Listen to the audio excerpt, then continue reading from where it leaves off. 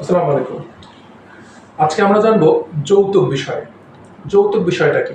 আমরা সচরাচর যেটা জানি যে যৌতুক হচ্ছে কন্যার বাড়ি থেকে পুত্রের বাড়ি অর্থাৎ স্ত্রীর বাড়ি থেকে স্বামীর বাড়িতে যে উপঢৌকন পাঠানো হয়, যে অর্থটা পাঠানো হয়, এটা হচ্ছে যৌতুক। কিন্তু আইনের ভাষায় যৌতুক হচ্ছে বিবাহ বলবৎ থাকার শর্তে অর্থাৎ বিবাহের পূর্ব মুহূর্তে, বিবাহ যখন কথাবার্তা চলছে তখন বলা হলো যে আপনি এত টাকা না দিলে, কন্যার পক্ষকে বলা হলো আপনি এত টাকা না দিলে পুত্রকে বিবাহ করাবো না, বা পুত্র বলবো যে আমি বিবাহ করবো না এত টাকা না দিলে, সেটা যৌতুক অন্তর্ভুক্ত হবে।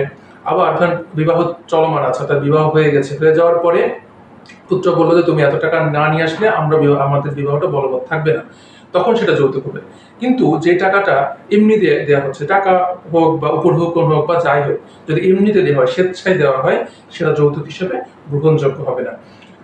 এখন দেখা যায় যে অনেকে মহিলা এমনি স্বপ্রণোদিত হয়ে যৌতুকের মানে এমনিতে যৌতুকের মামলা করে দেয়, তাহলে তার শাস্তি আছে, সেই দিকে পরে যাচ্ছি। প্রথমত দেখি এই যে যৌতুকের বিষয়টা, যেটা বিবাহ বলবৎ থাকার শর্তে যেই টাকাটা নেওয়া হয়, সেই অর্থটা যদি কেউ গ্রহণ করে, সে অর্থটা যদি কেউ চায়, তাহলে তার শাস্তি কি?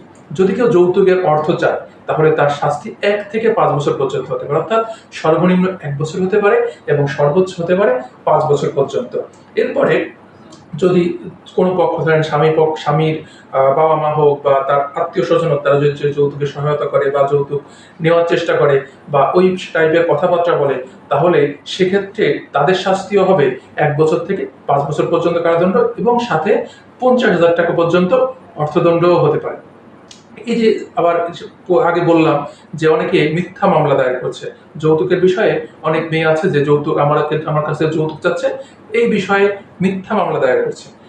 যদি কোনো মিথ্যা মামলা দেওয়া হয়, তাহলে সেক্ষেত্রে সেই কন্যার, সেই স্ত্রীর 5 বছর পর্যন্ত কারাদণ্ড হতে পারে। অর্থাৎ মিথ্যা মামলার কোনো ছেলের বিরুদ্ধে, স্বামীর বিরুদ্ধে মিথ্যা মামলা দায়ের করা হলো যে আমি আমার কাছ থেকে যৌতুক চাচ্ছে, তাহলে সেটা যদি মিথ্যা প্রমাণিত হয়, তাহলে সেক্ষেত্রে তার শাস্তি হবে 5 বছর পর্যন্ত কারাদণ্ড এবং 50,000 টাকা পর্যন্ত অর্থদণ্ড।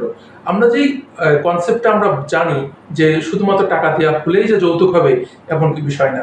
টাকা দেওয়া হতে হবে বিবাহ বলবৎ থাকার শর্তে। যদি বিবাহ বলবৎ থাকার শর্ত ব্যতীত কোনো টাকা দেওয়া হয়, কোনো অর্থ আদান প্রদান করা হয়, স্বামীর পক্ষকে স্ত্রী পক্ষ যেই টাকাটা দেয়, সেই টাকাটা যদি শুধুমাত্র বিবাহ বলবৎ থাকার শর্তে দেওয়া হয়, তাহলে সেক্ষেত্রে সেইটা শুধুমাত্র যৌতুক হবে, অন্যথায় সেটা যৌতুক বলে গ্রহণযোগ্য হবে না। অর্থাৎ এবং এই যে যৌতুকের বিষয়ে 1 থেকে 5 বছর পর্যন্ত কারাদণ্ডের বিধান আছে এবং 50,000 টাকা পর্যন্ত অর্থদণ্ডের বিধান আছে। ধন্যবাদ। দ্য ল স্টুডিওর সাথে থাকবেন। আসসালামু আলাইকুম।